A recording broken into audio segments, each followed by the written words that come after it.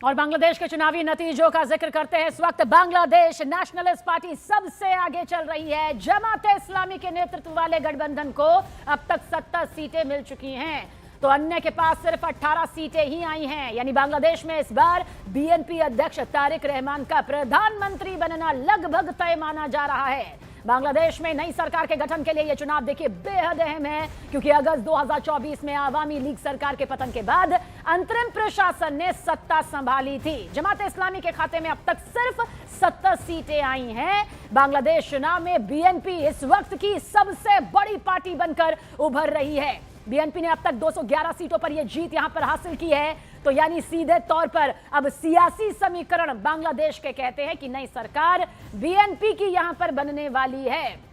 तो बीएनपी का महिला कार्ड क्या मास्टर स्ट्रोक बन गया, सवाल यह भी है। नतीजों पर हालांकि ये तकरार जो है अब तक देखने को मिल रही है। शेख हसीना ने सीधे तौर पर कहा कि चुनाव यहां पर नहीं है, लेकिन इतना तय है कि इन 3 तस्वीरों से अंदाजा लगाया जा सकता है कि बांग्लादेश की राजनीति में अब एक बड़ा बदलाव दिखाई दे रहा है, क्योंकि जीत के बेहद करीब बीएनपी नजर आ रही है और समर्थकों का जश्न भी अब शुरू हो चुका है। यानी कि बीएनपी समर्थक कार्यकर्ता इस वक्त जश्न में डूबे हुए हैं। जानते हैं कि जिस तरह से बीएनपी को भारी बहुमत यहां पर हासिल हो रहा है, अब उन्हीं की जो सत्ता है वो अब मौजूदा सरकार को हटाते हुए आने वाली है।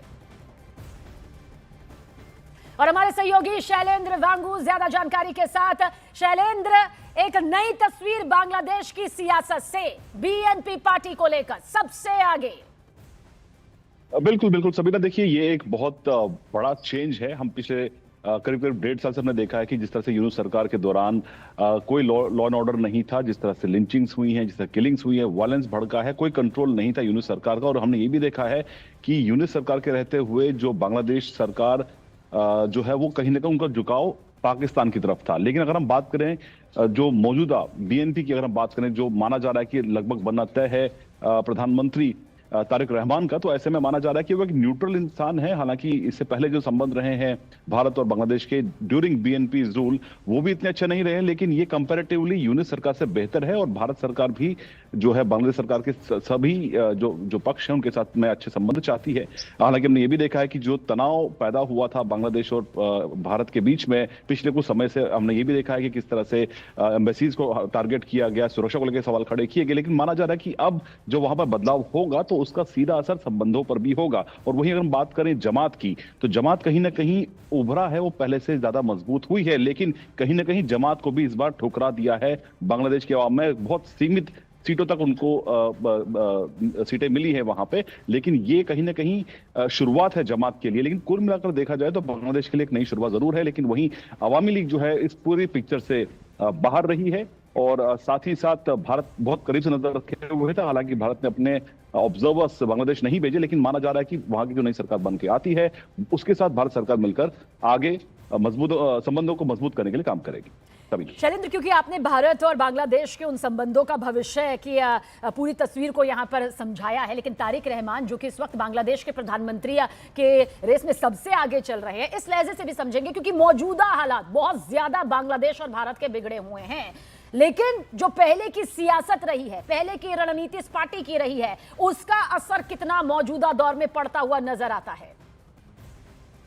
देखिए, तारिक रहमान की अगर हम बात करें तो उन्होंने बहुत साफ संदेश दिया है। उन्होंने कहा है ना दिल्ली न रावलपिंडी, सबसे आगे ढाका, यानी कि उनके हित जो हैं वो सबसे ऊपर हैं।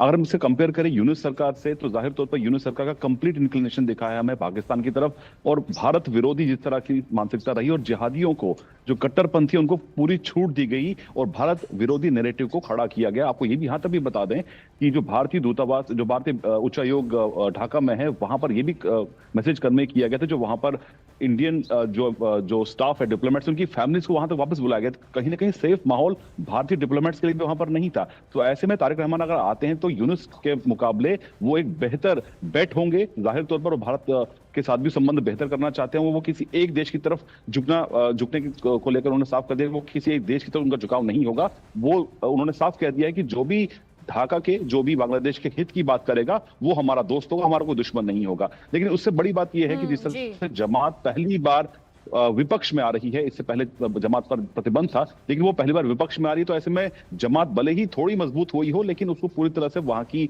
जो लोग हैं उन्होंने पूरी तरह से उसको ठुकरा दिया है। और जो गैप अवामी लीग के एब्सेंस में हुआ है, उसी गैप का फायदा इस बार जमात को मिला है। बहुत बहुत शुक्रिया शैलेंद्र, जानकारी के लिए आपका। तो हमारे सहयोगी शैलेंद्र वांगू पूरी जानकारी देते हुए कि नतीजे आखिर किस मोड़ पर हैं और इसका भविष्य क्या कुछ दिखाई देता है। बीएनपी को भारी बहुमत हासिल होकर जीत मिली है। 211 सीट्स मिले हैं जो अभी तक के आंकड़े हैं, और 77 सीट्स मिले हैं जमात को। इससे अब दो चीज़ साफ हो जाता है। सबसे पहले तो ये बात साफ है कि तारिक अनवर अब नए प्रधानमंत्री बनेंगे बांग्लादेश के। वो चेयरमैन बने थे बीएनपी के जब उनकी मां बेगम खालिदा जिया का निधन हो गया था। और बीएनपी के खेमे में किस तरह के वोट्स आए हैं वो सबसे दिलचस्प बात होगी। लेकिन इस समय मैं बीएनपी के कार्यालय के बाहर हूँ और यहाँ पे आपको कोई जश्न का माहौल नहीं देखने को मिल रहा है। वो इसीलिए क्योंकि तारिक रहमान ने अपने पार्टी के कार्यकर्ताओं से कहा है कि आज आप नमाज पढ़िए, आज आप कोई जश्न मत बनाइए, क्योंकि अभी हमें आगे बहुत काम करना है। ये इकलौता ऐसा चुनाव हुआ है बांग्लादेश में हाल फिलहाल में जहाँ पे सबसे पहले आवामी लीग कहीं भी नहीं है, उनको बैन कर दिया गया था। तो शेख हसीना का मानना है और उनके समर्थकों का भी मानना ये है ये चुनाव कोई चुनाव नहीं था। दूसरी बात, एक रेफरेंडम भी हुआ था, यानी कि जो कॉन्स्टिट्यूशनल रिफॉर्म्स की बात की गई थी स्टूडेंट रेवोल्यूशन के बाद, उस पर भी क्या होना चाहिए नहीं होना चाहिए। 65% लोगों ने कहा है कि कॉन्स्टिट्यूशनल रिफॉर्म्स की जरूरत है। और देखिए, बांग्लादेश के संसदीय चुनावों में बीएनपी को निर्णायक जीत दिलाने में तारिक रहमान को हार्दिक बधाई यहां पर दी गई है। ये जीत बांग्लादेश की जनता के आपके नेतृत्व पर विश्वास को दर्शाती है। भारत लोकतांत्रिक, प्रगतिशील और समावेशी बांग्लादेश के प्रति हमेशा प्रतिबद्ध रहेगा। मैं आपके साथ मिलकर हमारे बहुआयामी संबंधों को मजबूत करने और हमारे साझा विकास लक्ष्य को आगे बढ़ाने के लिए तत्पर हूं। तो देखिए, ये बधाई यहां पर दी गई है। बांग्लादेश में बड़ी जीत की तरफ बीएनपी बढ़ती हुई यहां पर नजर आ रही है। बीएनपी अध्यक्ष तारिक रहमान की समर्थकों से अपील भी यहां पर सामने आई है। और देखिए, बांग्लादेश के संसदीय चुनावों में बीएनपी को जो निर्णायक जीत यहां पर मिल रही है, पीएम का ट्वीट भी यहां पर सामने आया सोशल प्लेटफॉर्म एक्स पर। प्रधानमंत्री नरेंद्र मोदी की तरफ से ये ट्वीट किया गया है। मैं तारिक रहमान को हार्दिक बधाई देता हूं। ये जीत बांग्लादेश की जनता के आपके नेतृत्व पर विश्वास को दर्शाती है। भारत लोकतांत्रिक, प्रगतिशील और समावेशी बांग्लादेश के प्रति हमेशा प्रतिबद्ध रहेगा। मैं आपके साथ मिलकर हमारे बहुआयामी संबंधों को मजबूत करने और हमारे साझा विकास लक्ष्य को आगे बढ़ाने के लिए तत्पर हूं। प्रधानमंत्री नरेंद्र मोदी की तरफ से सोशल प्लेटफॉर्म एक्स पर यह पोस्ट यहां पर सामने आया है। तो देखिए, बांग्लादेश के नतीजे यहां पर सीधे तौर पर बताते हैं कि जनता का विश्वास बीएनपी पर बरसा है। बीएनपी सबसे बड़ी पार्टी बनकर उभरी है और यही वजह है कि बीएनपी की इस जीत को लेकर प्रधानमंत्री नरेंद्र मोदी ने सोशल प्लेटफॉर्म एक्स पर यह पोस्ट किया है। बांग्लादेश के संसदीय चुनावों में बीएनपी को निर्णायक जीत दिलाने पर मैं तारिक रहमान को हार्दिक बधाई देता हूं। शैलेंद्र वांगू हमारे सहयोगी। शैलेंद्र, देखिए, जिसका जिक्र आप कर भी रहे थे, प्रधानमंत्री नरेंद्र मोदी के जरिए सोशल प्लेटफॉर्म एक्स पर यह पोस्ट सामने आया है, क्या राजनीतिक कूटनीतिक मायने? देखिए, ये सीधे तौर पर पहला बड़ा संदेश है भारत की तरफ से कि भारत जो है वो बांग्लादेश पर मिलकर अब आगे काम करेगा। प्रधानमंत्री मोदी ने खुद कहा है कि मैं अब अपने जो संबंध हैं, मल्टीफेस्टेड जो रिलेशन हैं, उनको और मजबूत करने के लिए और अपने जो कॉमन डेवलपमेंट गोल्स हैं उनको मजबूत करने के लिए हम साथ में काम करेंगे। तो ये कहीं ना कहीं बड़ा संदेश है। जिस तरह से भारत ने सीधे तौर पर प्रधानमंत्री मोदी की तरफ से जब मैसेज जाता है तो ये साफ है कि तारिक रहमान का वहां पे स्वागत हुआ है। तो तारिक रहमान की वापसी वहां पर कई सालों बाद हुई थी, जिसके बाद अब वहां की जनता ने उन पर भरोसा जताया है। तो ऐसे में भारत का ये मैसेज, जो कि सबसे बड़ा पड़ोसी मुल्क है बांग्लादेश का, भारत का ये मैसेज साफ तौर पर यह जाता है कि तारिक रहमान अगर वहां पर चुन के आ गए हैं तो जाहिर तौर पर भारत उनके साथ संबंध सुधारने के लिए ये पहला बड़ा कदम होगा, जहां पर प्रधानमंत्री मोदी ने खुद ये बात कही, उनको बधाई दी है प्रधानमंत्री मोदी ने इस पोस्ट के जरिए। और जाहिर तौर पर इसके बाद अब जो उम्मीद की जा रही थी कि यूनुस सरकार के अंत के बाद जो नई शुरुआत वहां बांग्लादेश में होगी, जाहिर तौर पर भारत उस नई सरकार के साथ मिलकर काम करने के लिए जो डैमेज पिछले 1.5 सालों के अंदर हुआ है उसकी भरपाई होगी और वो वापस जो संबंध है वो पटरी पर लौटे। तो हमारे सहयोगी शैलेंद्र वांगू, प्रधानमंत्री नरेंद्र मोदी ने जो पोस्ट यहां पर किया है उसे लेकर पूरी जानकारी देते हुए। और देखिए बांग्लादेश में आंदोलन करने वाली छात्रों को की जो पार्टी एनसीपी की हार यहां पर सामने आई है। बांग्लादेश चुनाव में एनसीपी सिर्फ 2 सीटों पर आगे। शेख हसीना के खिलाफ आंदोलन करने वाले छात्रों ने बनाई थी ये पार्टी। एनसीपी के ने जमात के साथ गठबंधन में ये चुनाव यहां पर लड़ा था। तो बीएनपी सबसे बड़ी पार्टी बनकर उभरी है, जो ये साफ संकेत दे रही है कि बांग्लादेश की जनता ने बीएनपी का हाथ थामा है।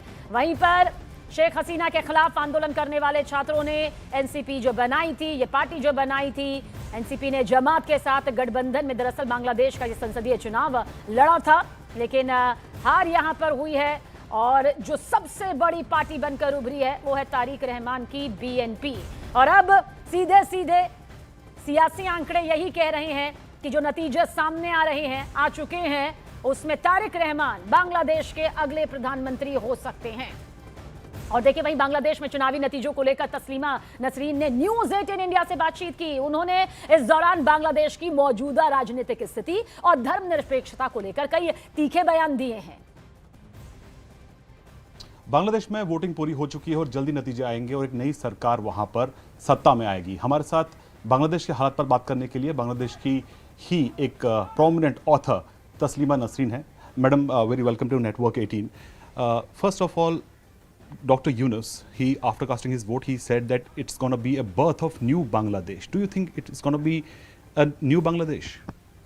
Actually, he said quite a few times that it is a new Bangladesh. So how do you see the last 1.5 years where we have seen the kind of violence that has happened against not only the minorities, also against the opposition leaders, even the Awami League cadre? So how do you see this whole situation? Also, do you think that after these elections the new government will come in and it will be democracy will be back in your country? I hope so, because Bangladesh National Party or BNP believes in democracy, and I think that he will try to protect democracy, and I hope that he will also protect secularism, women's rights, minority rights, human rights and freedom of expression, which are essential for a democracy. We've also seen the rise of Jamaat over the period, and they have been fighting elections, and we also see, you know, the kind of attacks on minorities during this period. Do you think the rise of Jamaat is a matter of concern in Bangladesh? Yes, of course, because Jamaat-e-Islami or Islamic Fundamentalist Party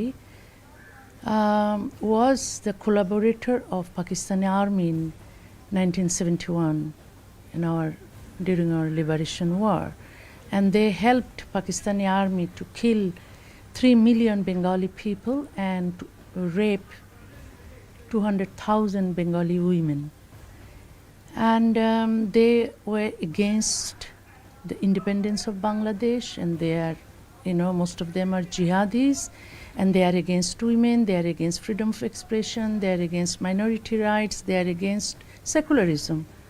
So when Bangladesh was born, really born in 1971, at that time our constitution, we created the constitution which was a secular constitution.